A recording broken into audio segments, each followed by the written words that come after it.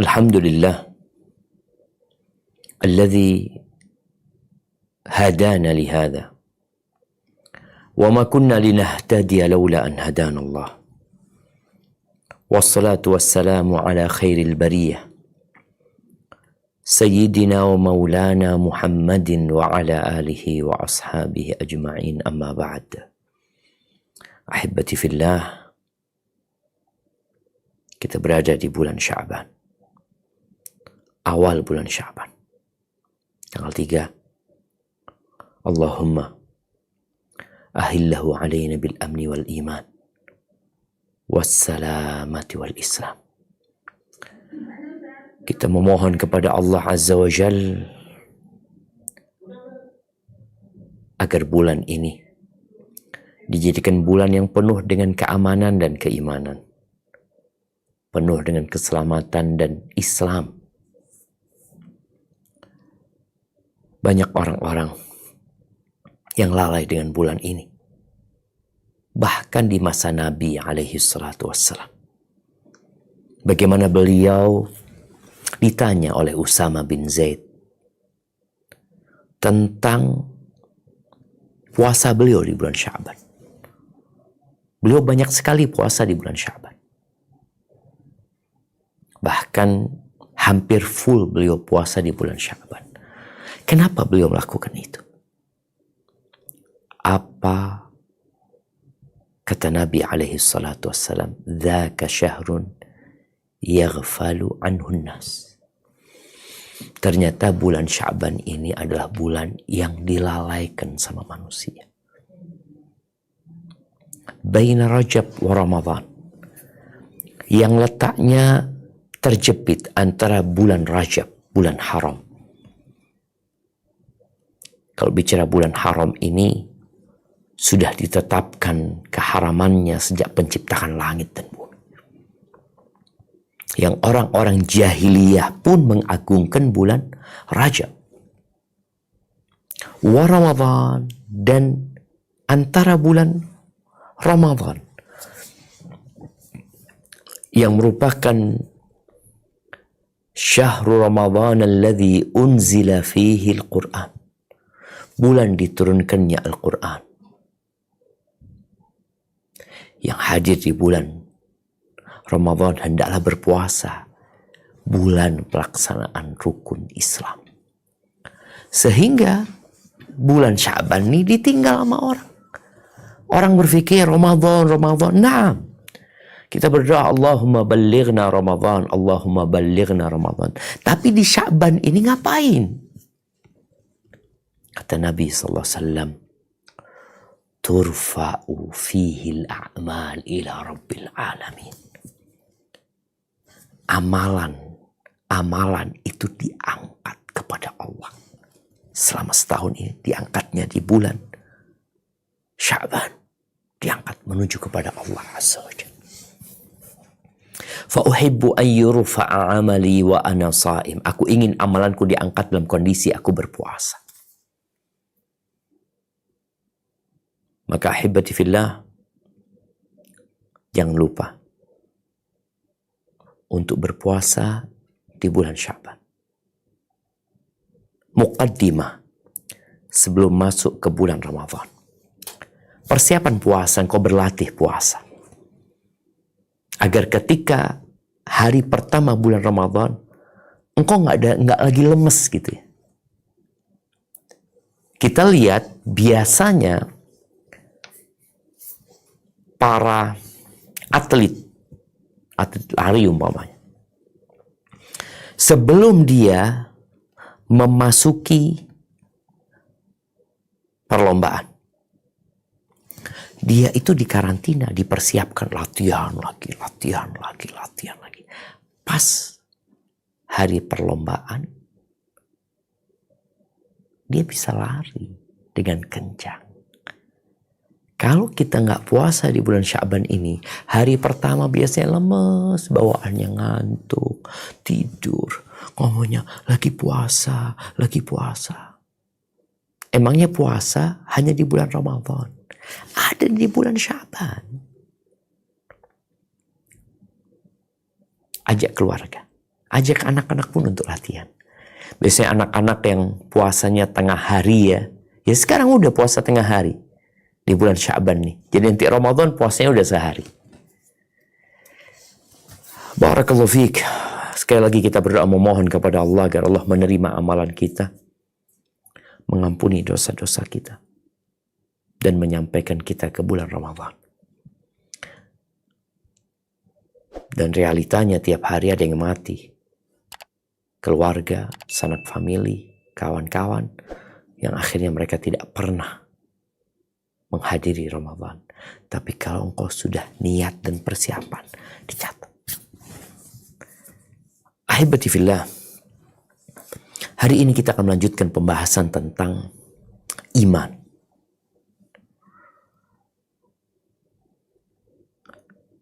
Di pembahasan sebelumnya telah diceritakan bagaimana dampak dosa besar kepada keimanan seseorang. Kita tahu Ahlus Sunnah wal Jamaah berpendapat bahwasanya iman itu adalah keyakinan dengan hati,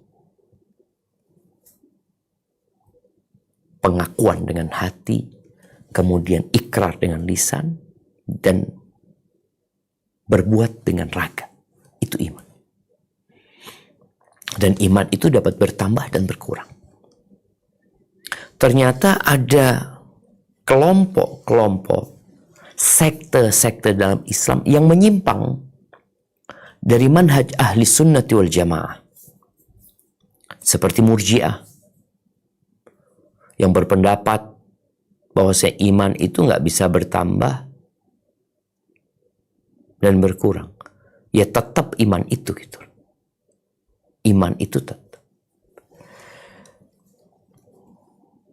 Maksiat juga tidak dapat mengotorinya.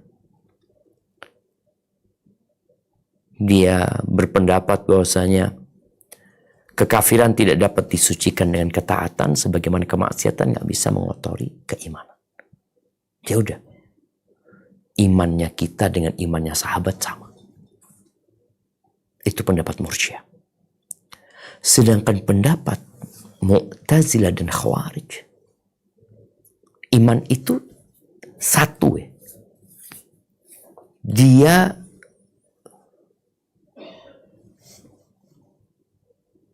bisa menyebabkan orang yang berbuat dosa besar keluar dari Islam. Bahkan mereka berpendapat ya nggak bisa dipisah-pisahkan keimanan itu.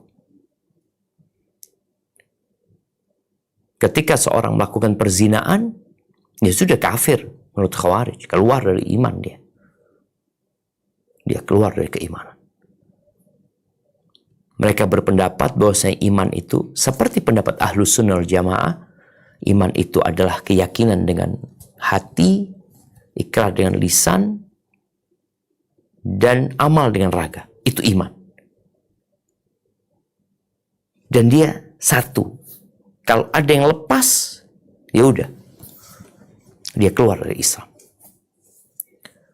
Makanya mereka berpendapat bahwa pelaku dosa besar itu keluar dari Islam. Sedangkan Mu'tazilah berpendapat bahwa pelaku dosa besar itu statusnya tidak mukmin, tidak kafir. Fi manzilah baina manzilatin. Tapi di akhirat ya kekal di neraka nanti.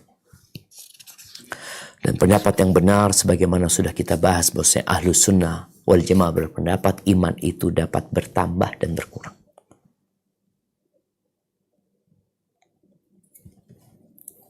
Bertambah dengan ketaatan, berkurang dengan kemaksiatan. Dan hari ini kita akan membahas dampak maksiat terhadap kemaksiatan. Dampak kemaksiatan terhadap keimanan seseorang dalam pendapat Ahlus Sunnah wal Jamaah. Siapa yang tidak berbuat dosa? Hampir setiap hari. Boleh jadi tiap hari. Kita berbuat kemaksiatan. Dan dosa itu terbagi menjadi dua, ada dosa besar dan dosa kecil. Sebagian yang sudah belajar ngerti Oh, ini dosa besar, ini dosa kecil. Sehingga dia berusaha meninggalkan dosa besar, tapi namanya dosa kecil kadangkala ya terjebak di dalam dosa tersebut. Tapi yang nggak belajar, dosa besar dianggap dosa kecil. Makanya sampai ada yang mengarang kitab dengan judul dosa-dosa besar yang diremehkan. Seperti riba umpamanya. Dianggap satu hal yang lumrah. Lumrah. Sampai mengatakan nggak bisa hidup orang yang nggak riba. Gimana?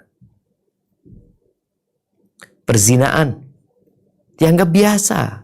Biasalah anak muda mau gimana lagi. Na'udzubillah min dzalik. Kita akan bahas. Naam, tafadhol dibaca.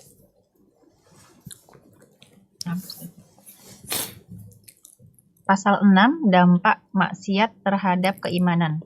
Maksiat adalah kebalikan dari taat, baik itu berupa meninggalkan perintah atau melanggar larangan. Barakallahu fikum. Ini yang disebut maksiat ya. Ketika kita bicara maksiat, maksiat ini kan bahasa Arab ya. Al-ma'siyah. Apa sih maksiat itu? Maksiat yang disebutkan, ya maksiat itu lawannya ketaatan. Baik itu berupa meninggalkan perintah atau melanggar larangan. Jadi perintah ini ada dua. Ada perintah yang wajib, ada perintah yang sunnah. Kalau dia meninggalkan perintah yang hukumnya sunnah, maka dia tidak dikatakan bermaksiat. Maka ini perlu dikasih penjelasan. Karena ada perintah yang bukan kewajiban. Nabi SAW memerintahkan kita umpamanya untuk memperbanyak sholat sunnah, memerintahkan kita untuk bersedekah. Ada yang wajib, yaitu zakat. Seorang ketika tidak bersedekah, tapi dia melaksanakan kewajiban dia mengeluarkan zakat, maka dia tidak dikatakan bermaksiat. Ini pendapat yang rajih, karena dia kewajibannya dilaksanakan gitu. Tapi yang sunnah dia tinggalkan, dia merugi. Tapi tidak sampai dikatakan dia bermaksiat. Melanggar larangan, larangan ini juga ada dua macam. Ada larangan yang sampai tingkat haram, ada larangan yang hanya makruh. Contoh sekarang, hadis Nabi SAW, naha Rasulullah SAW an bai'is sinnaur. Rasulullah SAW melarang jual beli kucing. Tapi larangan ini sampai tingkatan haram atau makruh. Asalnya larangan itu ya haram gitu loh. Tapi ketika ada qarina, ada indikasi lain yang menyebabkan dia jadinya makruh. Nggak sampai ke tingkatan haram. Ketika yang berpendapat haram, maka jual beli kucing haram. Berarti engkau bermaksiat kepada Allah Azza wa Jalla. Tapi ketika yang berpendapat itu makruh, maka tidak dikatakan bermaksiat. Karena larangan itu kalau ditinggalkan dia dapat pahala, kalau dilakukan dia merugi. Tapi dia nggak berdosa, nggak dicatat dosa. Cuma dia rugi.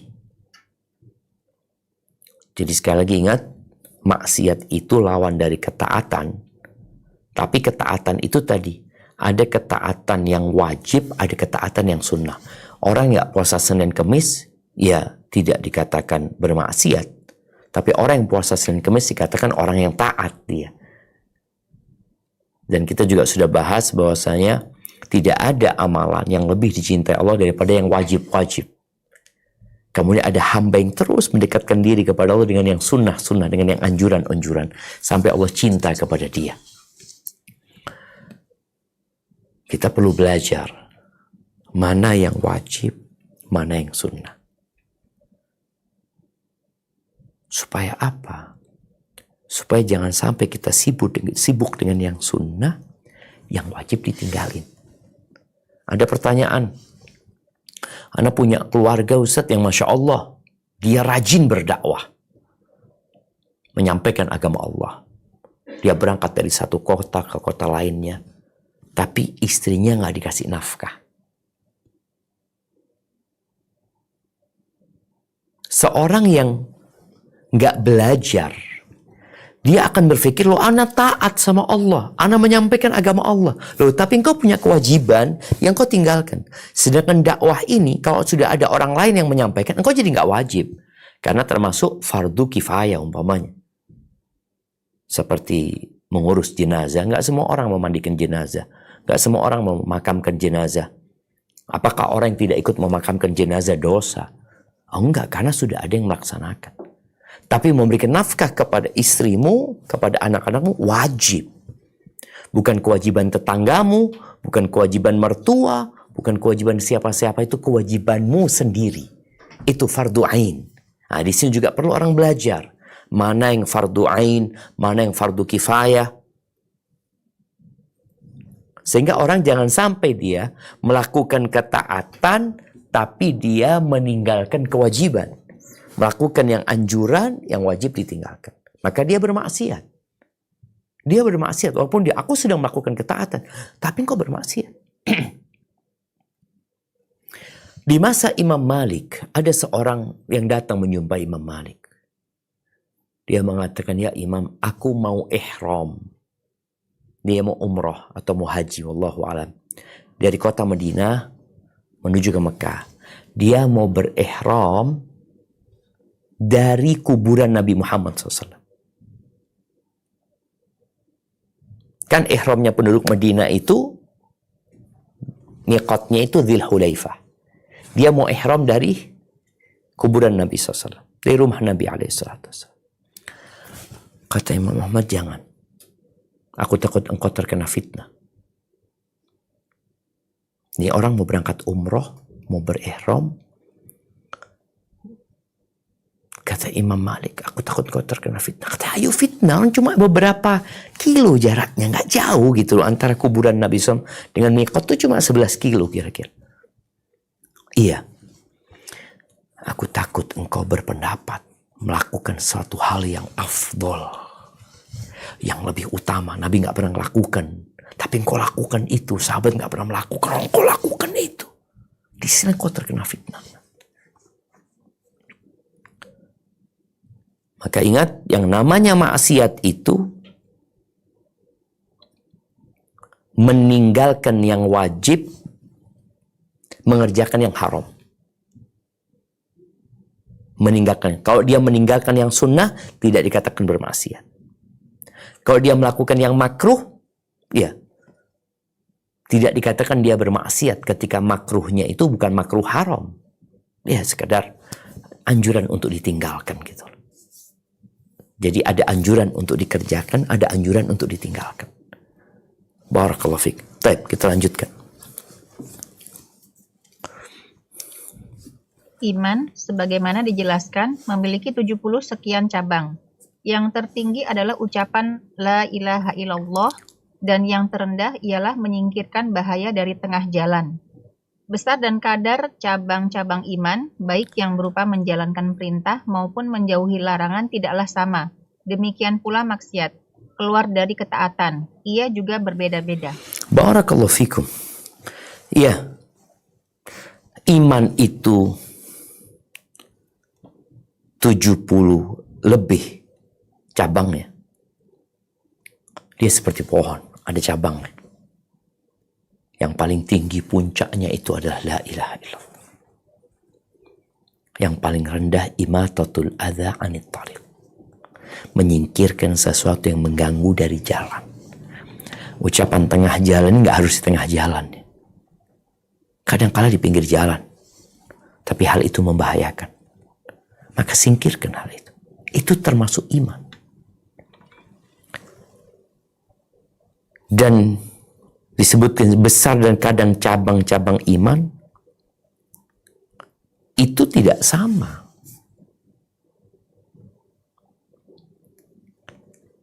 Tadi disinggung yang wajib dengan yang sunnah beda. Allah lebih cinta dengan yang wajib. Kemudian yang wajib pun, sholat yang 5 waktu itu nggak sama ya. Sholat subuh sama sholat zuhur itu nggak sama. Karena semakin tingkat kesulitan dan kepayahannya itu tinggi, semakin besar pahalanya. Sholat asar beda sama sholat zuhur. Ketika Allah Azza wa Jalla mengatakan hafidhu ala salawat was salatil wusta wa qumu lillahi qanitin. Kalian jagalah sholat yang 5 waktu itu. Sholat itu dijaga. Dan sholat pertengahan. Nah, di antara makna sholat wusta ini adalah sholat asar. Berbeda dengan sholat maghrib. Itu kalau kita bicara ketaatan, ketaatan pun bertingkat-tingkat. Yang wajib pun bertingkat-tingkat. Ketika berbagi, orang bersodakoh, beda loh. Dia bersodakoh kepada kerabatnya dan bersodakoh kepada orang jauh. Berbeda. Sama-sama sodakoh. Nilainya sama, dia 100.000. Makanya ketika Nabi SAW mengatakan, kalau engkau berikan kepada kerabatmu, itu nilainya sodakatun wasilah. Engkau sodakoh dan engkau menyambung rahim. Tapi kamu berikan kepada fakir miskin, ya sudah sodakoh aja gitu. Nah, barakallahu fikum. Kemudian begitu pula kemaksiatan. Nggak sama. Berzina perbuatan dosa. Tapi berzina sama mahram lebih dosa. Berzina dengan istri tetangga lebih dosa daripada zina dengan orang lain. Mencuri berdosa. Mencuri dari rumah tetangga lebih lagi dosanya. Berbohong dosa. Maksiat berbohong itu. Tapi seorang raja yang berbohong, seorang pemimpin yang berdusta, beda dengan rakyat yang berdusta. Padahal sama-sama dusta. Jadi bertingkat-tingkat. Ada yang tergantung tempatnya, ada yang tergantung waktunya, ada yang tergantung kondisi dia. Berbuat dosa di tanah haram nggak sama dengan berbuat dosa di luar tanah haram. Kita disuruh meninggalkan perbuatan dosa. Bertakwa kepada Allah dimanapun kita berada. Tapi kita sedang belajar nih. Supaya kita semakin takut. Jadi tobatnya beda. Kau berbuat dosa di bulan Sya'ban dengan kau berbuat dosa di bulan Ramadan. Makanya seorang yang menghubungi istrinya, bayangin ya. Dia menghubungi istrinya di puasa sunnah nggak apa-apa. Batal puasa dia. Tapi dia menghubungi istrinya di puasa wajib di bulan Ramadan. Subhanallah. Yang merupakan ketaatan yang Nabi SAW mengatakan wa fi bud'i ahadikum sadaqah, kalian menghubungin istri kalian dapat pahala sedekah. Tapi kalau kau lakukan di siang hari di bulan Ramadan, kau harus puasa 2 bulan berturut-turut mengganti 1 hari puasa yang kau rusak dengan berjima. Bayangin. Bertingkat-tingkat perbuatan dosa itu. Nah, lanjutkan. Apabila kemaksiatan berupa pengingkaran dan pendustaan, maka ia dapat membatalkan keimanan, sebagaimana penjelasan Allah tentang Fir'aun di dalam firman-Nya, A'udzu billahi minasyaitonir rajim. Fakadzdzaba wa 'asha. Tetapi Fir'aun mendustakan dan mendurhakai. Surat An-Nazi'at ayat 21. Barakallahu fiik. Baik, di sini ada yang namanya ingkar, juhud ya. Apabila kemaksiatannya berupa mengingkari dan mendustakan, maka ia dapat membatalkan keimanan.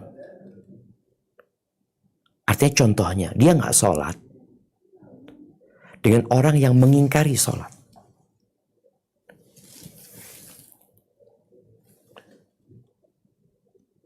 Enggak, sholat nggak wajib kata dia. Ini ketika mengingkari dapat keluar dari Islam. Khususnya perkara-perkara yang maklum. Secara darurat orang semua tahu. Khamr haram. Dia enggak haram. Dia nggak minum khamr, tapi dia mengatakan enggak haram. Zina umpamanya. Dia melegalkan perzinahan. Dia nggak berzina. Tapi dia mengingkari pengharaman zina. Ini dapat keluar dari Islam. Ketika dia mengingkari. Jadi bentuk kemaksiatan itu mengingkari yang wajib atau mengingkari yang haram.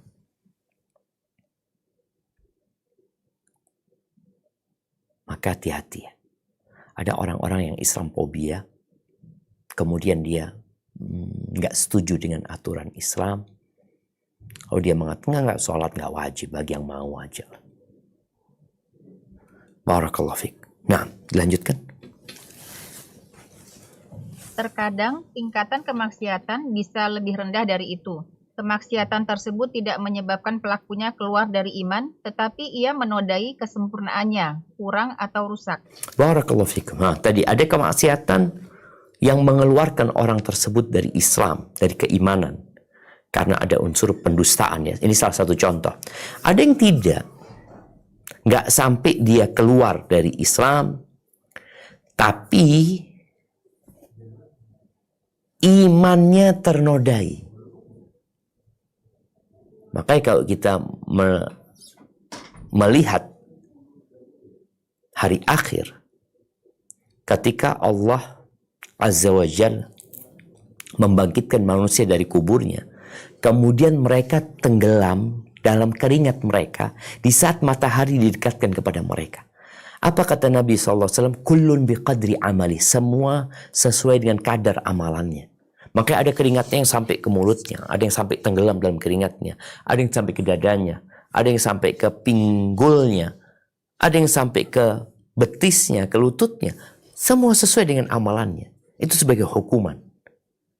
Tidak sampai keluar dari Islam, tapi tetap berdampak.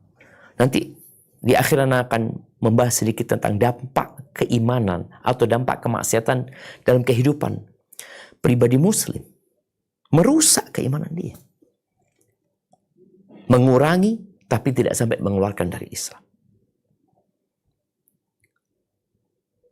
Jadi mengurangi kesempurnaannya, tapi tidak sampai menghilangkan keimanan dia. Ini bicara dampak dari kemaksiatan yang kita lakukan. Baik itu dosa besar atau dosa kecil. Seorang yang melakukan riba nggak kafir. Enggak. Tapi berdampak kepada keimanannya. Seorang yang na'udzubillah, dia melakukan riswah, suap menyuap umpamanya. Oh, dosa besar. Tapi nggak sampai keluar dari Islam. Baik, dilanjutkan. Barang siapa yang melakukan dosa besar seperti berzina, mencuri, meminum khamr atau selainnya tanpa meyakini kehalalannya, maka khosyah atau rasa takut, kekhusyuan dan cahaya yang ada dalam hatinya akan hilang. Meskipun di dalamnya masih ada akar pembenaran.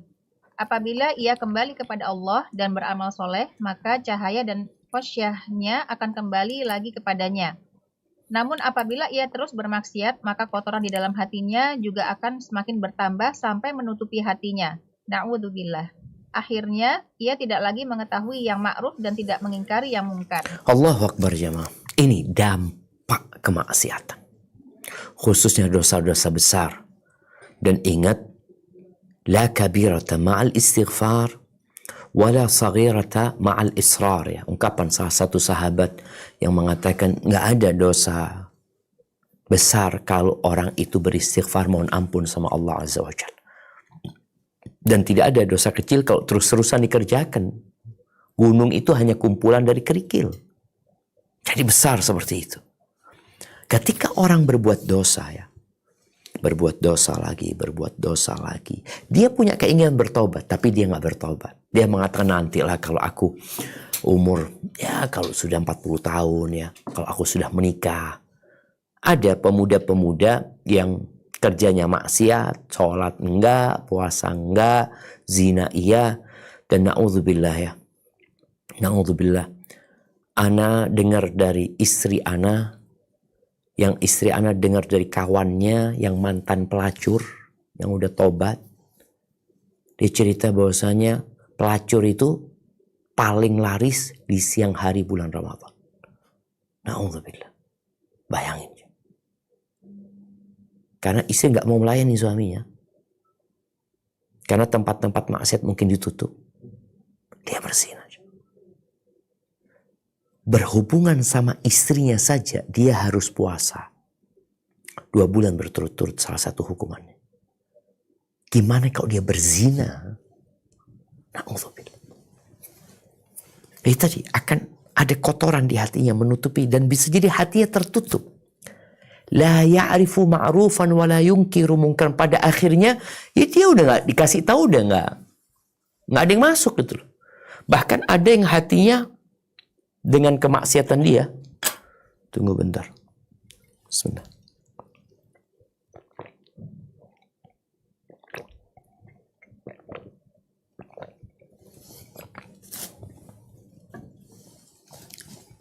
Hatinya seperti gelas nih, ngebalik.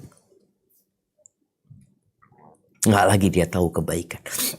Kasih nasihat, dipanggilkan ustadz, diajak umroh, diajak haji. Bayangkan seperti gelas yang terbalik. Mau disiramin satu mobil tangki 50.000 liter, nggak ada yang masuk. Kalau masih kotor, dia belum kebalik ya, masih kotor masih ada lah. Tapi ada juga yang kotornya udah numpuk gitu loh. Mau dikasih, aduh masuk dikit ya. Boleh jadi udah full dengan dosa, belum kebalik, full dengan dosa, tapi udah nggak bisa dikasih tahu.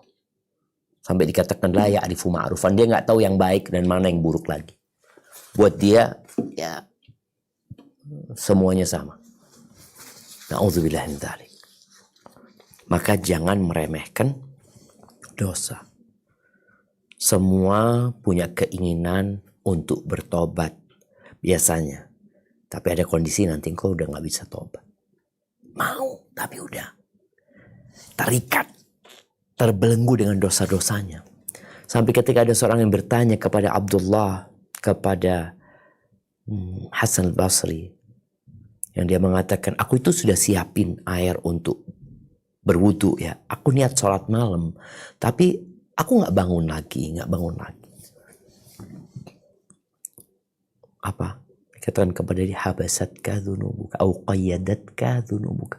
Engkau dibelenggu sama maksiat, sama dosa-dosamu gitu loh. Itu yang menyebabkan engkau nggak bisa sholat malam. Jadi melakukan ketaatan pun jadi lemah. Seperti orang yang jantungnya, ada orang yang jantungnya sehat, dia ngangkat beban berat pun kuat ya.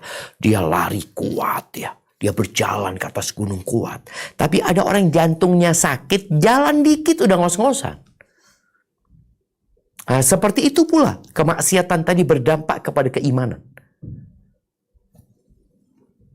Kepada jantung dia. Fisiknya kuat, tapi jantungnya sakit. Dia bisa lari di lapangan, tapi datang ke masjid yang hanya 50 meter dari rumahnya. Gak pernah datang dia. Kok bisa seperti ini yang kita bicarakan, dampak dari kemaksiatan. Ada orang-orang yang Masya Allah, waktu kosong, dia gak bisa baca Quran. Anak punya sohib, Masya Allah. Kerjaannya ruwet. Ngurusin anak ini itu, tapi tetap dia one day one juz. Ana banyak waktu kosong, baca Quran selembar aja sampai keringetan. Kenapa? Maksiat. Baik, lanjutkan. Imam Ahmad dan selainnya meriwayatkan dari Abu Hurairah radhiyallahu anhu. Ia berkata bahwa Rasulullah Shallallahu alaihi wasallam bersabda, apabila seorang mukmin berbuat dosa, dosa itu akan menjadi nokta hitam dalam hatinya. Apabila ia bertobat, berhenti darinya, dan memohon ampunan, maka hatinya akan kembali mengkilap. Namun, bila dosanya bertambah, maka nokta hitam itu juga akan semakin bertambah dan menutupi hatinya. Itulah maksud rain atau penutup yang Allah sebutkan dalam Al-Quran. Kalla bal rana ala qulubihim ma kanu yaksibun. Sekali-sekali tidak, sebenarnya apa yang selalu mereka usahakan itu menutupi hati mereka. Al-Mutaffifin ayat 14. Barakallahu fiik. Nabi alaihissalatu wassalam menceritakan proses hati yang tertutup itu. Gara-gara dosa. Satu, berbuat maksiat. Satu, mungkin dosa kecil. Satu, tambah lagi dua, tambah lagi tiga, 4, 5, 6. Bayangin ya. Kalau sehari 100 dosa, berapa nokta yang ada di hati? Dan ingat, dosa tadi berbeda-beda lagi bobotnya. Noktahnya di dalam hati berbeda. Ada dosa besar, noktanya nggak sama dengan dosa kecil.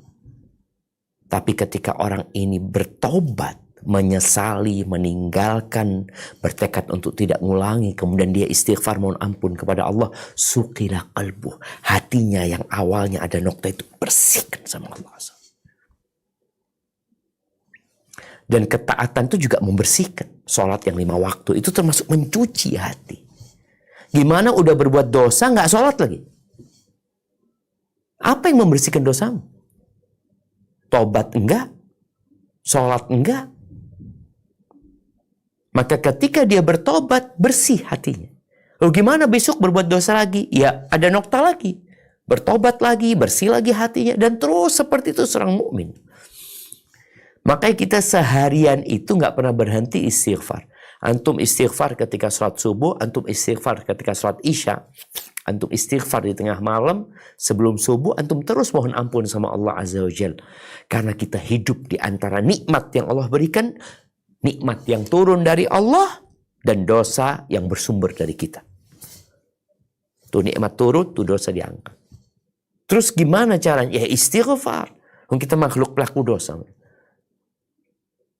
Maka menunda tobat menyebabkan tadi rusak jantungnya. Orang ketika gaya hidupnya nggak baik ya, nggak pernah olahraga, akhirnya jantungnya rusak. Ini kalau bisa bicara organ ya.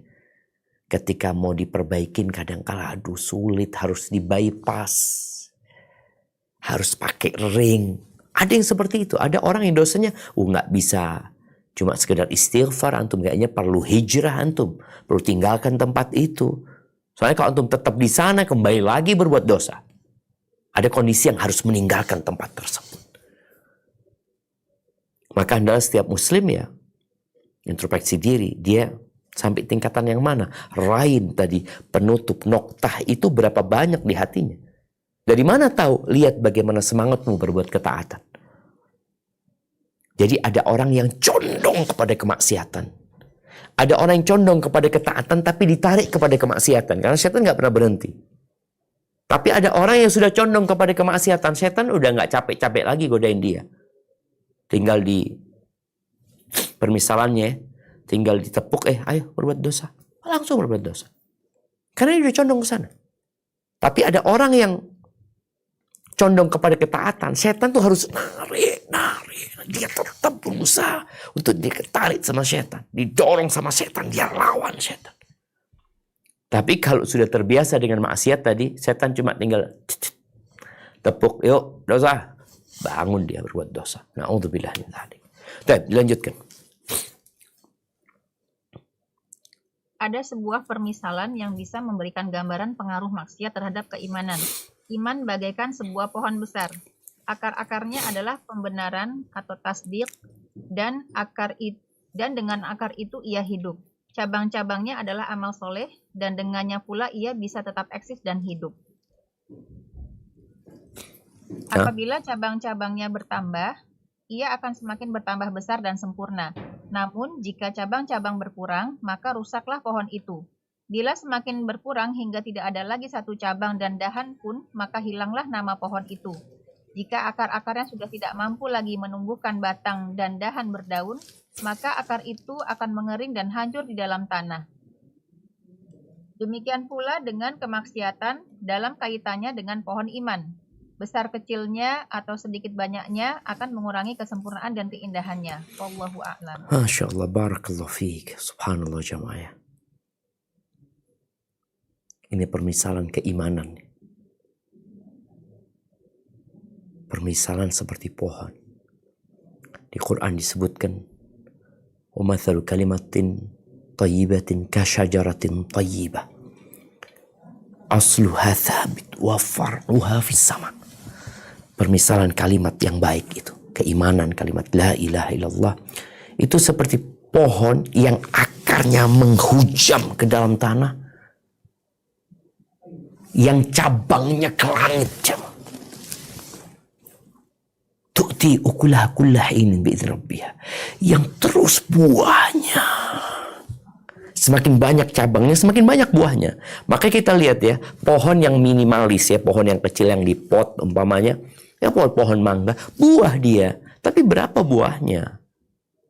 Lihat pohon mangga yang besar dahannya, cabangnya banyak. Sampai ada seorang yang cerita satu pohon durian. Itu buahnya 4.000. Ya, semoga Anda nggak salah. Ada seorang ustadz cerita.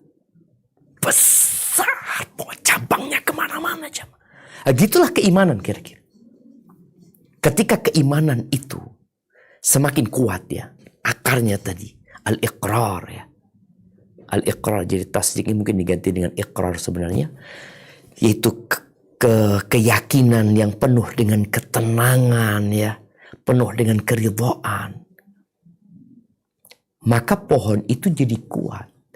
Tapi kalau engkau berbuat maksiat, nah ini dampaknya. Pernah melihat pohon yang mati. Pohon itu kita ngelihat belum mati ya. Kita masih ada hijau-hijau, masih muncul hijau-hijau. Nanti kita datang lagi, habis sudah, kering sudah.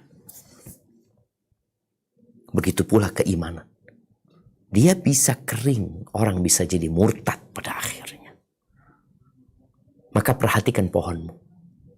Seperti apa pohonmu? Apakah sudah memberikan buah? Apakah cabangnya bertambah? Atau sebagian cabang itu sudah kering?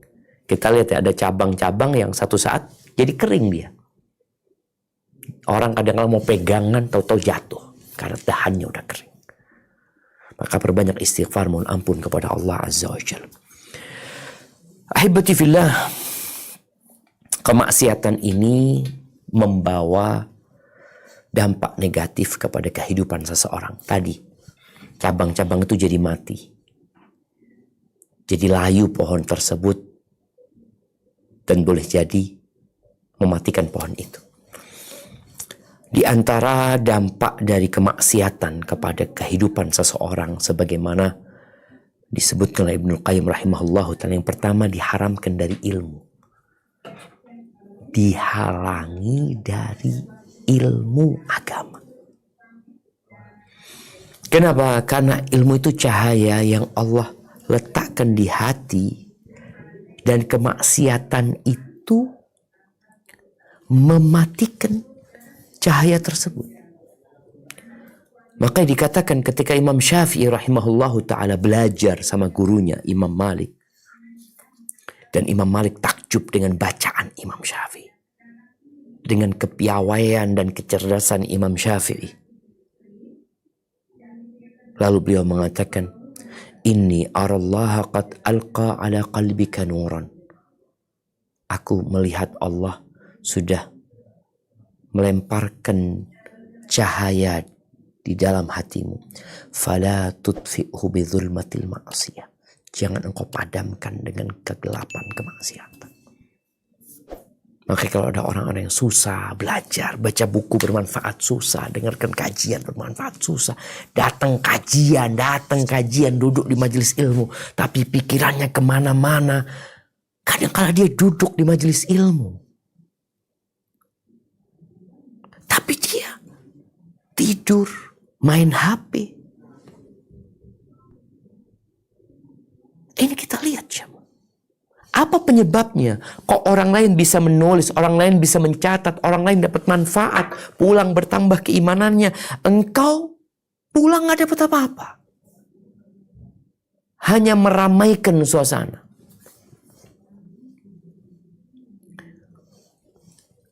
Apa penyebabnya? Maksiat. Maka berbanyak istighfar. Yang kedua, hirmanur rizq. Dihalangi dari rizki. Bicara rizki ini bukan bicara jumlah, tapi bicara manfaat. Ada orang yang jumlah rizkinya banyak, tapi nggak manfaat. Bahkan jumlahnya banyak tambah maksiat aja. Orang lain rizkinya nggak banyak bisa berangkat umroh. Dia rizkinya berlipat-lipat ganda dari fulan. Tapi dia nggak berangkat-berangkat umroh. Dia nggak berangkat-berangkat haji. Apa penyebabnya? Dosa. Kata Rasul sallallahu alaihi wasallam dalam hadis riwayat Ibnu Majah, "Innar rajula la yuhramur rizqa bidzambi yusibuhu." Sesungguhnya orang benar-benar dihalangi dari rizki gara-gara dosa yang dia lakukan. Tambah rizkinya, tambah banyak pengeluarannya. Keluar ke sana, keluar ke sini, bingung gak jadi apa-apa. Apa penyebabnya? Maksiat. Maka ketika engkau bertambah hartamu, kemudian bertambah lagi hartamu, orang bicara, Masya Allah, banyak banget rezekinya orang ini. Dia dihalangi dari rezeki. Umrah nggak bisa. Nggak bisa. Ketika punya rezeki, dia berpikir, oh saya akan beli tanah. Saya akan buka usaha. Saya akan. Dihalangi dari manfaat rezeki tersebut. Padahal kita tahu bahwasanya haji itu kewajiban buat yang mampu. Allah berikan kemampuan kepada dia. Allah berikan rezeki kepada dia. Tapi dia nggak dapat manfaat dari rezekinya. Itu maksiat. Kemudian yang ketiga, akan kesepian orang ini. Akan terjadi kengeringan ya. Apa ya? Hubungan yang gak nyaman. Antara dia sama Allah Azza wa Jal. Dan antara dia dengan manusia. Dia gak tahu, sibuk dengan dirinya sendiri. Dia beribadah kepada Allah juga tidak merasakan kenikmatan.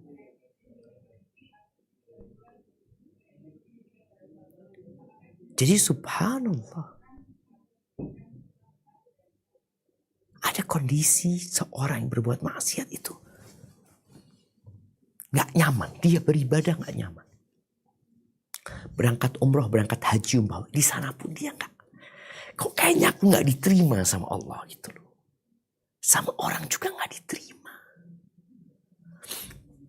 Inni la'asillah, ucapan sebagian salaf mengatakan, inni la'asillah fa'ara dzalika fi khuluqi dabati wa mar'ati.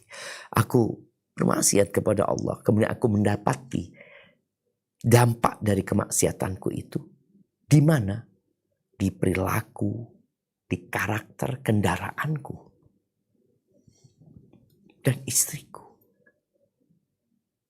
Jadi hubungan kita yang awalnya bagus ya, suami istri yang hubungannya bagus, anak sama orang tua sama anak ya, kakak sama adik. Tahu-tahu gara-gara kemaksiatan hubungan itu rusak.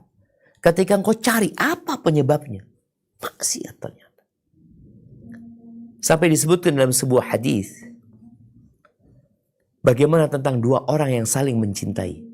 Ma furriqa bainal itsnain. Ma tahabbar rajulani thumma furriqa bainahuma. Tidak dua orang saling mencintai kemudian dipisahkan antara keduanya illa bidzambin ahdatsahu ahaduhum, melainkan karena dosa yang dilakukan salah satu dari keduanya. Dosa.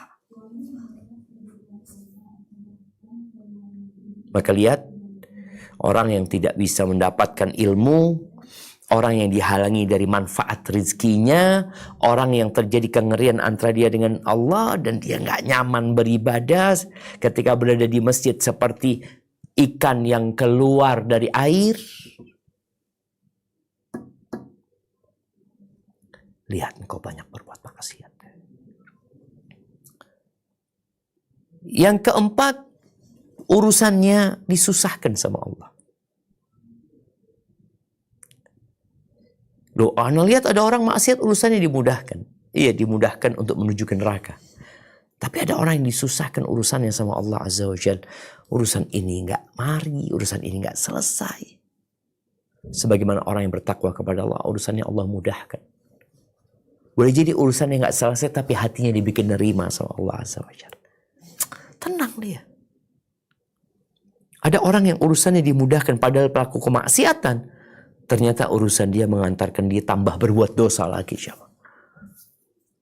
Kita lihat diri kita lihat kondisi kita, apa yang terjadi sama kita. Kemudian disebutkan orang yang berbuat maksiat akan mendapati zulmah, kegelapan di dalam hatinya. Seperti orang yang merasakan gelapnya malam hari. Sebagaimana kemaksiatan, sebagaimana ketaatan itu cahaya, kemaksiatan itu kegelapan. Semakin banyak dosanya, semakin bingung dia berbuat dalam kehidupan ini. Apa aja dia kerjakan nantinya.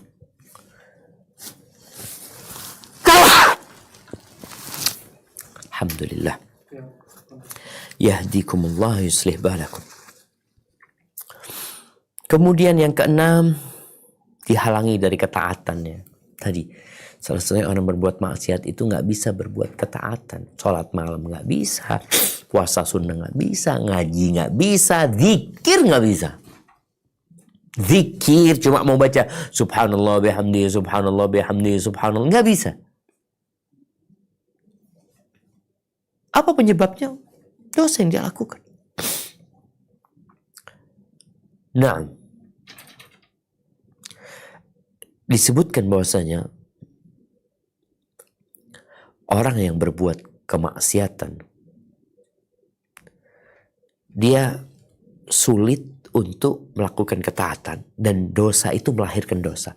Dosa lagi, dosa lagi, dosa lagi, dosa lagi. Mau berbuat ketaatan udah berat buat dia. Yang ada dosa kerjaan. Kemudian yang kedelapan, kemaksiatan itu membuat semangat hati itu jadi lemah. Keinginan berbuat tobat semakin melemah, sampai akhirnya dia udah nggak mau tobat sudah. Dia mungkin istighfar, mungkin tobatnya orang-orang dusta. Lisannya beristighfar, tapi hatinya mau mengulangi dosa tersebut. Itu hatinya jadi lemah. Yang awalnya semangat, aku akan tobat, itu hilang jadinya. Dan yang berbahaya, ketika dia memandang kemaksiatan itu bukan lagi maksiat. Yang awalnya dia benci, akhirnya dia biasa. Seperti yang tadi kita baca ya. Orang itu tidak lagi mengetahui yang ma'ruf dan tidak pula mengingkari yang mungkar. Buat dia semuanya sama aja. Dan yang paling menakutkan tadi ketika ditutup hatinya, dibalik hatinya. Sehingga ya engkau mau minta nasihat dari siapa gitu. Maka yang sekarang terjebak dalam kemaksiatan, segera kembali kepada Allah SWT. Kelezatan ketaatan itu lebih nikmat daripada kemaksiatan. Kenapa? Kelezatan kemaksiatan itu pendek. Bahkan dia melakukan dosa itu dengan hati gak nyaman. Makanya orang yang berzina dengan orang yang menikah berbeda. Orang yang menikah, dia umumkan ke orang-orang. Orang yang berzina, dia sembunyi-sembunyi. Maka ketika seorang melakukan ketaatan itu akan melahirkan ketaatan dan akan terus membuat dia menikmati ketaatan tersebut. Sebagaimana maksiat akan membuat dia menderita. Bahkan ada orang yang melakukan perbuatan maksiat tidak lagi merasakan kelezatan maksiat itu. Kenapa dia terus melakukannya? Udah biasa aja. Kan udah jadi budaya dia berbuat dosa. Na'udzubillah min dzalik. Semoga Allah menjauhkan diri kita dari perbuatan dosa. Barakallahu fiik. Baik, mungkin kita cukupkan di sini. Kita masuk ke sesi tanya jawab. Anda kembalikan ke moderator. Barakallahu fiik.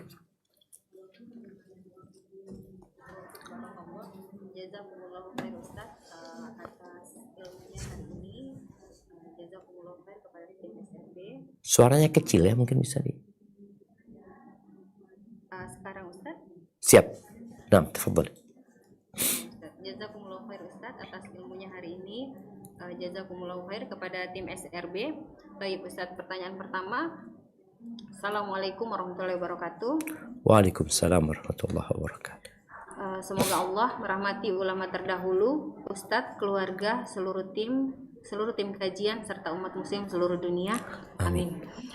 Ustadz, apa hukumnya bekerja bagi wanita yang kemaslahatannya lebih besar sehingga mengharuskan kita bekerja agar bisa membantu menafkahi orang tuanya yang kurang mampu?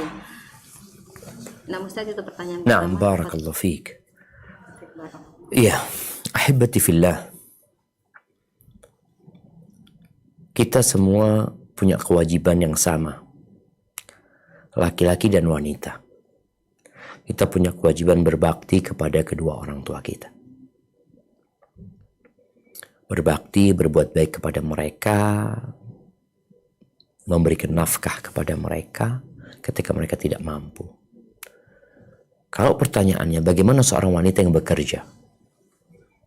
Yang pertama, hukum asalnya wanita itu di rumah. Allah mengatakan, waqarna fi buyutikunna. Kalian tinggallah di rumah kalian. Itu hukum asalnya perempuan di rumah. Karena memang dia punya tugas yang besar. Mempersiapkan generasi masa depan. Dia adalah sekolah buat anak-anaknya. Tapi kalau harus keluar, wala tabarrujna tabarrujal jahiliyatil ula. Jangan kalian bertabarruj, berhias, bersolek seperti orang-orang jahiliyah terdahulu. Jadi kondisi asalnya dia di rumah. Ketika dia harus bekerja, baik dia sebagai seorang istri yang bekerja karena tuntutan umat, karena dia seorang ustadzah, seorang yang dibutuhkan ilmunya oleh orang, atau dia seorang anak yang dia keluar karena dia membutuhkan untuk membantu keluarganya. Maka hendaklah dia melihat niat dia apa. Karena yang bekerja dalam rangka memberikan nafkah kepada orang tua yang sudah sepuh, atau memberikan nafkah kepada anak-anaknya, atau sekedar mencukupi kehidupan dirinya, niatnya itu fahuwa fi sabilillah, maka orang itu di jalan Allah Azza wa Jalla selama pekerjaannya halal dan dalam koridor syariat. Tapi kalau dia sudah bekerja dalam rangka berbangga-banggaan untuk menjadi wanita karir, ya, untuk menunjukkan kehebatan dia, itu tujuannya. Fahuwa fi sabili syaitan, maka dia di jalan setan. Maka hendaklah wanita yang harus bekerja, kondisinya tadi dia harus bekerja, gimana? Anak harus bantu orang tua yang sudah sepuh. Silahkan, tapi kerjaannya yang halal dan di tempat yang membantumu menjaga keimananmu. Maka dia di jalan Allah, insya Allah. Tapi kalau sudah niatnya salah, tempatnya salah, berapa banyak orang yang bekerja hanya untuk berbangga-banggaan. Sebenarnya kalau tadi dia dikatakan seorang anak ya, yang mungkin dia belum menikah. Berapa banyak seorang istri yang dia sebenarnya suaminya ngasih cukup sama dia, tapi dia ingin rumah yang bagus, dia ingin ini. Jadi hanya untuk berbangga-banggaan, bukan kebutuhan lagi, tapi untuk gaya hidup. Nah, itu yang akhirnya berbahaya dengan kehidupan dia. Yang terakhir buat orang yang bekerja, khususnya para wanita, jangan sampai engkau menelantarkan yang jadi tanggung jawab dan kewajibanmu. Ada orang bekerja, anaknya nggak diurusin. Ya gimana katanya? Oh gimana? Itu ada kewajiban enggak?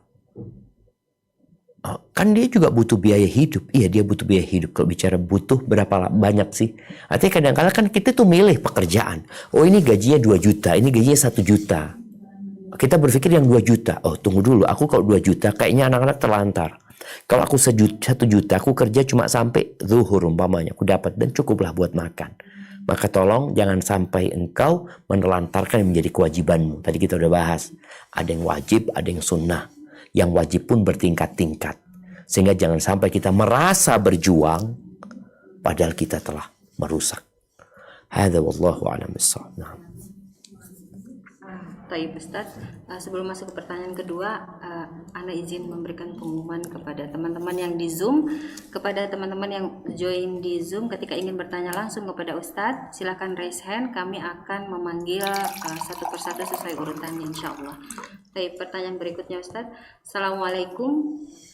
Waalaikumsalam warahmatullahi wabarakatuh. Semoga umur Ustadz Syafiq diberkahi Allah, amin. Amin. Izin bertanya Ustadz, merokok itu apakah termasuk dosa besar atau dosa kecil? Bagaimana jika seseorang yang belum meninggalkan rokok padahal dia sudah mengaji, bahkan setelah pulang dari masjid, setelah itu langsung merokok. Setelah berbuka puasa di bulan Ramadan dia merokok. Apakah dampak perbuatannya ini bisa menghapus pahala-pahala amalannya, ataukah amalannya terhapus bak debu yang berterbangan ketika dia ikuti dengan perbuatan yang maksiat merokok tersebut? Nah, Ustaz. Masya Allah, barakallahu fiik. Iya, tentang rokok. Kita tahu bahwasanya ada perbedaan pendapat di antara para ulama tentang hukum rokok ini. Yang mengharamkan dan yang memakruhkan. Jadi ada yang dilarang sampai tingkatan haram, dilarang sampai tingkatan makruh. Jadi ketika makruh, yang berpendapat makruh, jadinya nggak dosa. Kalau yang haram, dosa. Tapi apa dikatakan dosa besar? Mungkin tidak. Nggak sampai tingkatan dosa besar. Namun, tadi juga disinggung bahwasanya dosa kecil itu kalau dilakukan terus-terusan, jadinya banyak, jadinya bertumpuk. Dan Ana melihat yang berpendapat bahwasanya rokok itu haram, dalil-dalil mereka sangat kuat sekali. Sesuatu yang membahayakan manusia, membahayakan orang lain, membahayakan keluarga. Dan bicara manfaatnya tidak ada, sedangkan Nabi SAW Allah menyebutkan sifatnya yuhillu lahumut thayyibat wa yuharrimu alaihimul khaba'ith. Nabi itu menghalalkan yang baik-baik dan mengharamkan yang buruk-buruk. Yang berbahaya itu diharamkan. Dan kita lihat semakin ke sini dunia semakin memojokkan rokok. Nggak boleh lagi rokok di pesawat. Rokok nggak boleh di bus, di kereta. Bahkan yang ketemu ngerokok di kereta diturunkan dari kereta, menunjukkan bahwa ini nggak main-main. Ini bukan urusan makruh ini. Ini sudah membahayakan orang lain, nggak nyaman orang lain. Disediakan tempat khusus buat mereka. Maka hendaklah umat Islam bertakwa kepada Allah Azza wa Jalla. Tapi bagaimana dengan orang yang sholat, ya dia puasa tapi masih merokok? Ya disinilah hendaklah dia memperbaiki hatinya. Terkadang orang itu ketika memandang ini makruh, sudah dia nggak ada pikiran untuk meninggalkan. Tapi tatkala dia tahu dosa, berbahaya, makanya dia nggak ingin merokok sama anak-anak dan istrinya. Masa dia mau bagi-bagi? Dia kadang-kala bagi rokok sama kawannya, tapi sama anaknya, fadl nih, bapak sedekah rokok buat engkau. Nggak ada. Sama istrinya umpamanya, nggak, buruk sekali. Maka ketika dia tahu itu, alhamdulillah ini sebuah langkah atau awal langkah untuk bertobat. Ketika dia mengatakan, nggak, aku tahu ini dosa. Kalau mungkin tadi punya suami, punya keluarga, ketika engkau tahu itu dosa, insya Allah itu menjadi langkah awal untuk bertobat kepada Allah Azza wa Jalla. Tapi kalau sudah cari fatwa-fatwa yang memudahkan, ya dia nggak akan bertobat. Kecuali kena penyakit. Bertobatnya bukan karena Allah. Bertobat karena penyakit. Makanya ketika sakitnya sembuh, ngerokok lagi dia tuh. Kalau dikatakan apakah itu dapat menghapuskan amal? Tidak.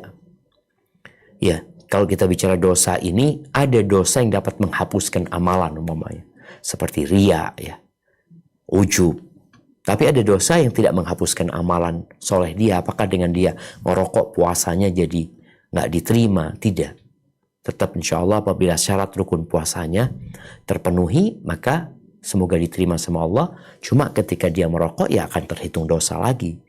Bukan berarti amalannya hilang ya.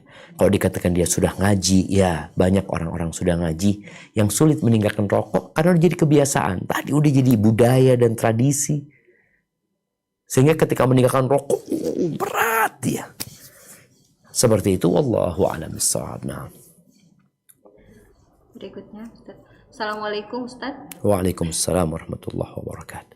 Izin bertanya, mohon dijelaskan yang termasuk dosa-dosa maksiat. Apa itu, Ustaz? Nah, kalau bicara dosa-dosa maksiat, tadi kan udah dibahas bahwasanya maksiat itu meninggalkan yang wajib atau melakukan yang haram. Jadi ya tinggal disebut apa yang jadi kewajiban. Kalau pertanyaannya apa dosa-dosa besar, ya disebutkan dosa-dosa besar itu definisinya adalah dosa-dosa yang diancam neraka atau diancam murka Allah, amarah Allah, atau ada hukuman pidananya di dunia. Itu dosa besar. Contoh dosa besar, meninggalkan sholat, berzina, sihir, riba, makan harta anak yatim, menuduh wanita muslimah berzina, lari dari medan perang, kemudian tadi kita sebutkan riba ya, dan diantaranya mengambil upeti, termasuk dosa besar, durhaka sama orang tua, memutuskan silaturahim. Itu contoh dosa-dosa besar.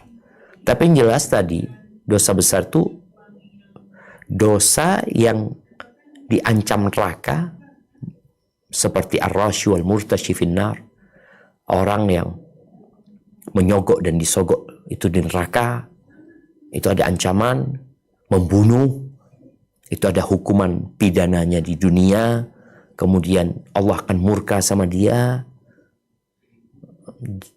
Ini kondisi dosa-dosa besar. Jadi kalau bicara secara umum tadi udah disebutin, dan maksiat itu artinya adalah meninggalkan kewajiban atau melakukan yang diharamkan. Kewajiban ditinggalkan, yang haram dikerjain, nah itu maksiat. Dan maksiat ada dua, ada yang besar, ada yang kecil. Barakallahu fikum. Nah, Ustaz, pertanyaan berikutnya, bagaimana cara menyikapi Pilpres besok, Ustaz? Ikut memilih ataukah cukup berdoa saja? Kemudian, mengenai pemilihan wakil-wakil rakyat, jika kita tidak mengenal caleg-calegnya, apakah kita pilih melalui partai pengusung atau sebaiknya tidak memilih, Ustaz? Syukran. Masya Allah, barakallahu fiik. Iya, ahibati fillah, kalau kita melihat urusan pemilihan besok ini ya, memang kita akan mendapati perbedaan pendapat di antara para ulama sendiri. Apakah turut serta atau meninggalkan? Hukum asalnya nggak perlu kita ikut-ikutan. Hukum asalnya. Karena memang ya kalau kita bicara lihat sistemnya, sistem yang tidak sesuai dengan syariat. Kalau ikut kebanyakan orang itu, ya kita tahu 8 miliar manusia yang ada di bumi ini, yang 6 miliar itu non-muslim. Bisa bayangin ya, kalau ngikutin suara terbanyak, sampai ada yang mengatakan suara rakyat, suara Tuhan, umpamanya. Itu suara 6 miliar manusia nggak beriman. Yang beriman cuma 2 miliar. Artinya hanya 25%, yang 75% nggak beriman. Dan mereka kafir, mereka nggak percaya sama Allah Azza wa Jal, atau mereka menyekutukan Allah Jalla Jalaluh. Tapi terkadang kita melihat ada 2 mudarat. Mudarat memilih dan mudarat tidak memilih. Maka kalau kita melihat fatwa Syekh bin Utsaimin rahimahullahu taala, fatwa lajnah daimah, mereka melihat kepada maslahat. Lihat sekarang, ada maslahatnya enggak? Oh, ada mudarat. Baik, mudaratnya ini mana yang lebih besar? Engkau tidak memilih atau memilih? Kalau mudaratnya, kalau engkau tidak memilih, suaramu akan dipakai sama orang. Tentunya yang menggunakan suaramu ini orang-orang yang jahat. Sehingga yang akan terpilih adalah orang-orang yang nggak benar. Karena kita tahu ada orang-orang yang rakus, yang ambisi kekuasaan. Sehingga suaramu, ya engkau nggak milih, seneng dia. Nggak usah milih, nggak usah milih. Dipakai sama mereka. Karena dia tahu, DPT ini berapa banyak tuh. Yang nggak milih, anggap 100 orang. 100 orang ini, orang-orang memang mereka sudah nggak bertakwa kepada Allah, akan digunakan. Maka terkadang memilih itu jadi maslahat. Maka Syekh bin Utsaimin rahimahullahu ta'ala, beliau menyebutkan, terkadang ada kondisi yang wajib. Ingat, kalau bicara aturannya tadi udah disebutkan. Tapi ini ada mudarat di depan mata, ada 2 mudarat, yang satu mudaratnya nilainya 7, yang satu mudaratnya 10. Nah, yang lebih rendah yang dipilih mudaratnya. Maka itu mungkin nasihat ana memilih yang lebih bertakwa kepada Allah, yang lebih sedikit mudaratnya daripada yang banyak mudaratnya. Kalau kita nggak kenal, kalau tadi dikatakan calon legislatif ya, kalau kita nggak kenal, nggak tahu ini Ustaz, nggak kenal, ya nggak usah milih sudah, karena nggak kenal engkau, nggak tahu, engkau nanti tanya sama Allah, engkau kenapa milih fulan? Dikatakan ya Allah, nah nggak tahu. Itu sudah, ketika engkau nggak tahu, maka engkau nggak usah milih. Tapi ketika engkau tahu ya, mungkin kalau bicara diusung partai, orang-orang partai ini, partai fulan umpamanya, ya nggak semua yang diusung sama dia orang-orang baik juga gitu loh, macam-macam. Maka ketika engkau memilih, bertakwalah kepada Allah Azza wa Jalla, takutlah kepada Allah Azza wa Jalla, engkau akan ditanya tentang yang besar dan yang kecil. Ketika engkau milih fulan, kenapa engkau milih fulan? Atas dasar apa?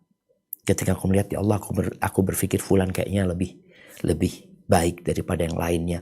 Sama-sama buruk, tapi dia mungkin yang terbaik di antara yang terburuk.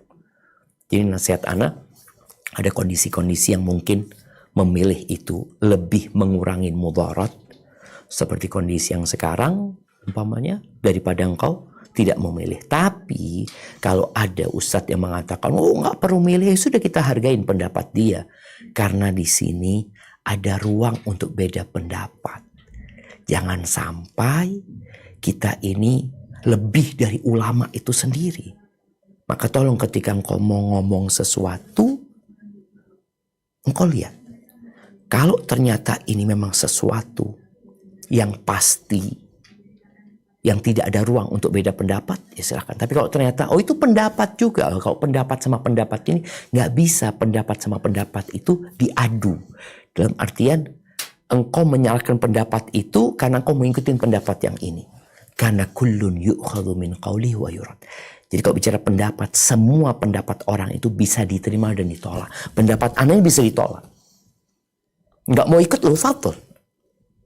Illa sahibu hadzal qabr, kecuali yang dimakamkan di rumah itu, di rumah Nabi SAW, yaitu Rasulullah SAW. Maka hendaklah kita lebih bijak.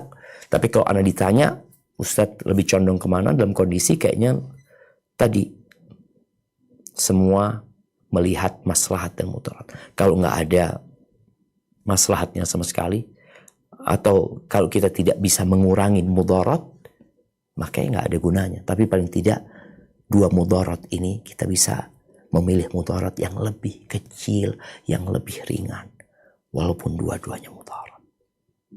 Barakallahu fiik.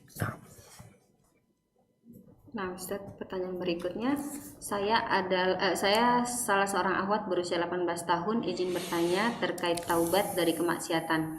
Apakah kita boleh menentukan tanggal berapa kita akan mulai hijrah dengan tujuan agar kita dapat mempersiapkan hijrah tersebut sehingga hijrah kita tidak setengah-setengah? Contohnya yaitu besok aku mau benar-benar mulai hijrah. Jadi sebelum esok hari masih melakukan kesalahan yang sama terlebih dahulu, karena saya pikir bahwa tidak apa-apa memiliki rencana begitu daripada tidak ada kemauan untuk berubah menjadi lebih baik sama sekali. Mohon doanya Ustadz, semoga saya tidak mengulangi kemaksiatan yang telah terjadi di masa lalu. Masya Allah, barakallah fiik. Iya, ahibati fillah. Rencana untuk taubat dan hijrah itu baik. Tapi kita tidak mengetahui apakah besok kita masih hidup atau tidak. Makanya ketika seorang mau hijrah, mau bertobat kepada Allah, saat keinginan itu datang, engkau hijrah. Kalau aku takut besok ngulangin, besok bukan milikmu. Makanya orang yang lupa dengan kematian, dia akan dihukum dengan taswifut taubah. Dia akan menunda-nunda, akan tobat, saya akan berubah, saya akan hijrah. Kenapa? Karena dia lupa dengan kematian. Kawannya mati kemarin ditabrak truk umpamanya. Nggak selalu yang mati itu yang tua. Jadi keinginan itu, keinginan yang boleh jadi hanya tinggal keinginan. Oleh karena itu, Nabi SAW mengatakan, Ayuhan nas, tubu ilallah wastaghfiru. Wahai umat manusia, bertobatlah dan mohon ampun kalian kepada Allah Azza wa Jalla. Ini perintah yang alal faur. Jadi perintah itu ada yang bisa ditunda, ada yang perintah harus sekarang dilakukan. Ketika orang menunda tobat, dia dosanya tambah. Bukan dosa maksiat aja, dosa menunda tobat. Makanya banyak manusia yang sudah bertobat, dia aku dulu nggak sholat, aku dulu berzina, aku dulu dia bertobat dari zina, kemudian dia nggak berzina. Dia bertobat dari meninggalkan sholat, dia kemudian sholat. Tapi dia lupa ada fase yang dia menunda tobat. 20 tahun dia tunda tuh tobat. Maka dia harus bertobat dari menunda tobat. Jadi nasihat ana ini, tobat ini perintah yang harus segera dilakukan. Innallaha yabsutu yadahu bil-laili yatuba musii'un nahar. Yang berbuat dosa di siang hari tobatnya langsung malam hari engkau tobat. Jangan bilang besok aku akan tobat. Besok belum milikmu. Yang berbuat dosa di malam hari, ya udah tobat di pagi hari engkau masih bangun, masih hidup, ya Allah astagfirullah. Tobat itu syaratnya menyesali, meninggalkan, bertekad untuk tidak mengulangi. Ingat, bukan tidak mengulangi. Tapi dia punya niat untuk tidak mengulangi. Gimana kalau ternyata pekan depan dia ngulangi? Ya tobat lagi. Ada bisikan setan yang mengatakan, udah apa gunanya kau tobat sekarang? Besok kau ngulangin lagi. Udahlah sekalian nanti tobatnya. Jangan kau menurutin setan. Setiap kali kau berbuat dosa, selesai berbuat dosa, kau bertobat kepada Allah Azza wa Jalla. Dengan 3 syarat tadi. Menyesali, meninggalkan, dan niat untuk tidak mengulangi. Niat. Pasangan aku enggak, sudah cukup. Ya Allah bantulah aku ya Allah untuk tidak ulangi. Jadi seperti itu. Karena kalau bicara niat, engkau ketika berbuat dosa, enggak aku malam ini mau berbuat dosa, besok aku akan tobat kepada Allah Azza wa Jalla. Dan dosa itu bukan melahirkan tobat. Dosa itu melahirkan dosa lagi. Sehingga orang akan terus menunda-nunda. Ajal datang dalam kondisi dia ingin dibalikin ke dunia supaya dia hijrah dan berubah. Tapi nggak ada. Maka usahakan kapan engkau ada niatan tobat, langsung tobat. Barakallahu fiik. Nah. Pertanyaan selanjutnya Ustaz, bagaimana sikap seorang istri jika mendapati suami yang melakukan maksiat, karena dampak maksiat yang dilakukan oleh suami akan terkena imbas ke istri dan anak-anak. Apakah istri harus tetap bersabar dengan kondisi tersebut dengan tetap meminta Allah memberikan hidayah atau bagaimana? Karena kasihan ke anak-anak jika terus terkena dampak maksiat dari suami yang melakukan maksiat. Barakallahu fiik. Masya Allah, barakallahu fiik. Ya ahibati fillah. Kemaksiatan suami bertingkat-tingkat. Ada kondisinya yang membahayakan keluarga, membahayakan anak-anak. Ada kemaksiatan yang sembunyi-sembunyi, yang antara suami sama Allah saja yang tahu. Ada kemaksiatan yang terlihat oleh istri dan terlihat oleh anak-anak. Suami yang tidak sholat umpamanya. Anak-anak melihat. Suami yang tidak puasa, saat dia harus puasa, bapaknya nggak puasa umpamanya. Ada yang bapaknya nggak puasa tapi dia jaga diri umpamanya. Dia sembunyi-sembunyi kalau makan, dia menjaga. Maka kondisinya berbeda-beda. Tugas istri bukan hanya bersabar. Tapi Allah mengatakan watawasau bil haqqi watawasau bis sabr. Ada dua. Saling memberikan wasiat dalam ketaatan, dalam kebenaran, dan bersabar. Jadi bukan membiarkan. Aduh capek Ustaz, Anda ngasih tahu. Istri jangan capek. Kalau kau capek tinggalkan istrimu. Ya udah, selesai. Terus gimana? Engkau kasih masukan ya, permintaan. Kasih tahu mamanya waktunya sholat bang, udah adzan bang, ke masjid. Wow, sudah, kau sudah kasih tahu, kau tinggalkan dia. Nanti lagi kau kasih nasihat, kasih masukan. Oh dia marah-marah, tinggalin. Jadi harus pandai-pandai bagaimana memberikan masukan kepada suami, memohon, bukan menyuruh, supaya dia merasa dihormatin seperti itu. Ketika engkau lihat kayaknya nggak bisa Ustaz, dan Anda lihat anak-anak sudah berdampak atau terdampak ya, dengan dosa orang tuanya. Karena ada orang tua yang na'udzubillah ya, yang membawa pelacur ke rumahnya, bawa minuman di rumahnya. Istri sudah berusaha, maka berpisah menjadi solusi. Oh gimana anak ibu rumah tangga Ustaz? Wa man yattaqillaha yaj'al lahu makhrajan. Barang siapa bertakwa kepada Allah, Allah akan berikan solusi. Maka engkau yang lebih tahu. Kalau engkau akan terus bertahan di rumah tangga tersebut, bagaimana engkau mau kondisikan anak-anak supaya nggak kayak bapaknya. Dan bagaimana engkau tetap berusaha memberitahu bapak. Hadza wallahu a'lam bissawab. Berikutnya Ustaz, Assalamualaikum. Waalaikumsalam warahmatullahi wabarakatuh. Izin bertanya, apakah meninggalkan kemaksiatan pasti akan bahagia? Jika terus-terus terbayang akan kemaksiatan tersebut, bagaimana? Afwan, meninggalkan kemaksiatan akan berbahagia? Kemaksiatan apakah akan bahagia? Tetapi kita terus-terusan terbayang akan kemaksiatan tersebut, Ustaz. Barakallahu fiik. Iya, ahibati fillah, orang yang berbuat maksiat itu sebenarnya mengikuti syahwatnya. Jadi ada hormon di dalam tubuh manusia itu, hormon kesenangan. Ketika dia berbuat maksiat, dia merasakan kelezatan, enak. Tapi sebentar. Ketika dia melakukan ketaatan, meninggalkan kemaksiatan, dia akan bahagia, dia akan tenang, dia akan damai hidupnya. Tapi setan gak pernah berhenti karena dia gak suka. Engkau dulu kawannya setan ditinggalin ya marah-marah kawannya. Maka dia bagaimana membuatmu mengingat dosa-dosamu ya. Masa engkau gak kepingin lagi. Di situ ada kesenangan, ada kelezatan. Karena mengikuti nafsu. Nafsu itu kan tadi keinginan-keinginan yang bersenang-senang saja. Sedangkan ketaatan ini ya perlu perjuangan. Allah Azza wa Jalla mengatakan alladzina amanu wa tatma'innu qulubuhum bi dzikrillah. Ala bi dzikrillah tatma'innul qulub. Orang-orang beriman nih ketika seorang menjalin hubungan sama Allah Azza wa Jalla dan hatinya tenang dengan mengingat Allah Azza wa Jalla. Karena nggak ada ketenangan itu kecuali dengan zikrullah. Nah, kayak kalau kita lihat di negeri-negeri yang penuh dengan kekufuran, di tempat-tempat yang penuh dengan kekufuran, mereka itu perlu banyak hiburan. Karena mereka hidupnya tidak berbahagia. Hiburan lagi, hiburan malam, hiburan pagi. Obat-obat terlarang ya. Di sana lakunya. Kenapa? Karena orang-orang nggak bahagia. Cuma mendapatkan kesenangan tapi tidak mendapatkan kebahagiaan. Maka kau rasakan ketika kau melakukan ketaatan, ya Allah.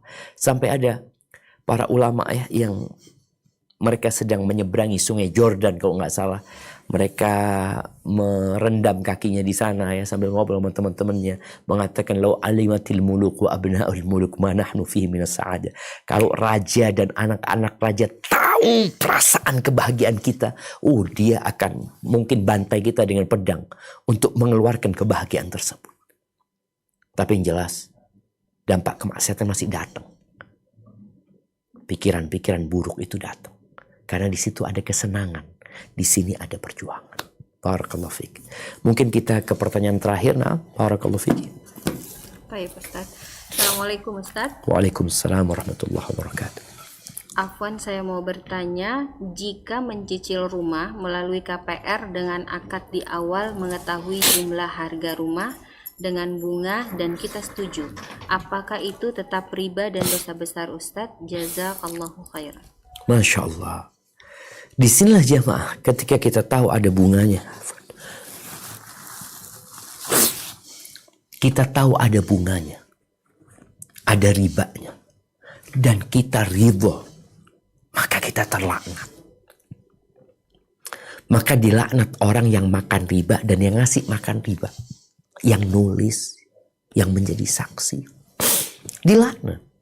Jadi riba ini akad yang terjadi ridho dengan ridho. Beda dengan merampok, yang satu nggak ridho. Riba ini ridho sama dia dan dia tahu, engkau tahu kan dari awal, iya. Cuma akad ini diharamkan, dilaknat orangnya, nggak sah akad itu jadinya, terlarang.